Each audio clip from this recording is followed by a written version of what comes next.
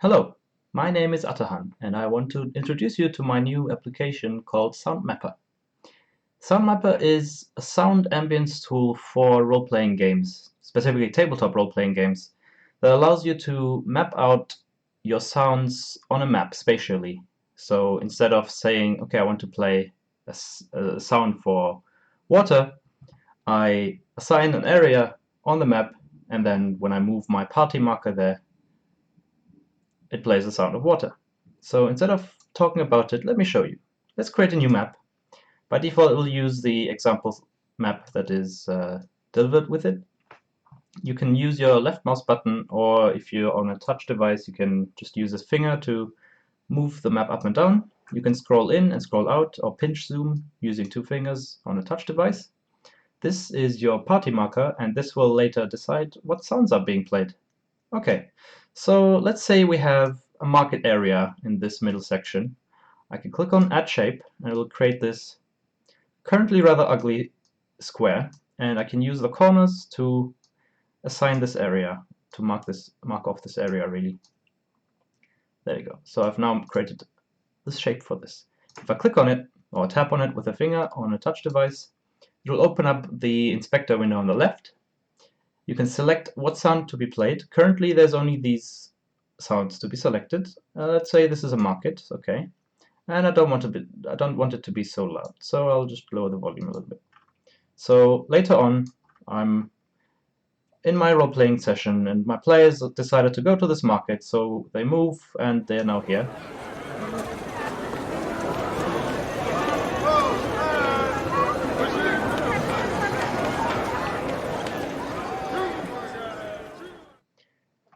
So as you heard, it automatically starts playing the sounds for the market. It fades in and fades out as you leave and enter and leave the area. And you can also assign the volume.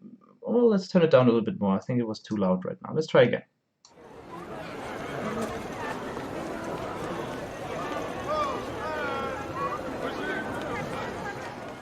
That's already better. Okay, so down here we have water. So let's say our party wants to walk near the harbor. Let's create a new shape, and let's try to match this area somehow. So this is a possible way of doing it. It's not pretty. I mean, if you go in this house area, you'll have water. Okay, let's select the seashore sound effect. Let's slow the volume a bit. So our party now walks to the harbor.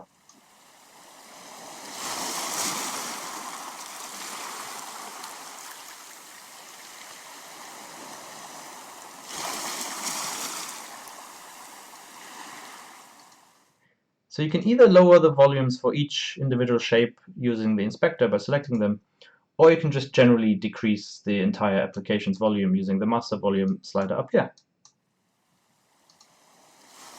Now we can increase this a little bit, and I guess we can increase the market too. So what if we wanted to create a shape for the entire river here going through the city? So we could create another shape and make it seashore, and then try to get this section, and then create another one, and try to match the next section, and so on and so forth. However, that might be a little bit tedious, and you'll have to have many shapes that you need to organize and set the volumes and sounds individually. So instead, you could just select a shape, and then you can click on Add Point, which will add another point to it. That way you can create more customized shapes that allow you much more flexibility in creating your sound shapes. So we'll just create a bunch of points, and eventually we'll have the entire river marked out. There we go. Now the opposite side.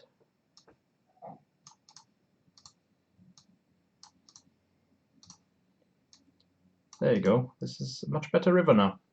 We have the seashore selected, and we can check the volume so we can match them kind of. There we go.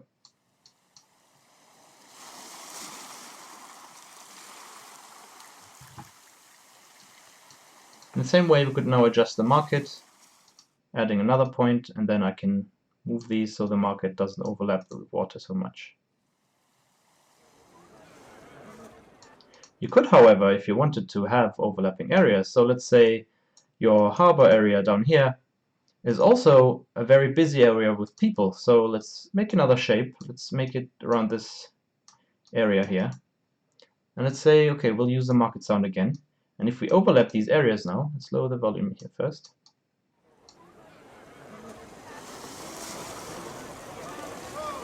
You get the sounds for people and for water at the same time.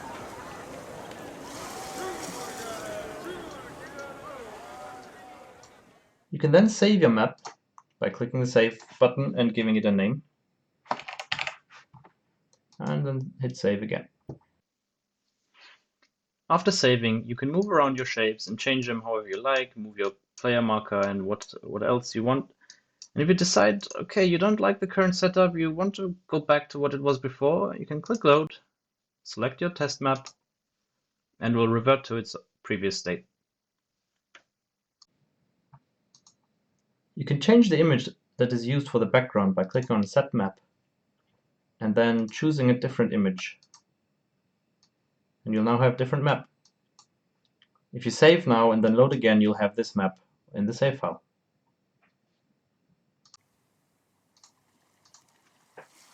Thank you for having a look at SoundMapper. If you'd like to try this yourself, you'll find a link in the description below. I'm Atahan, and I'll see you next time.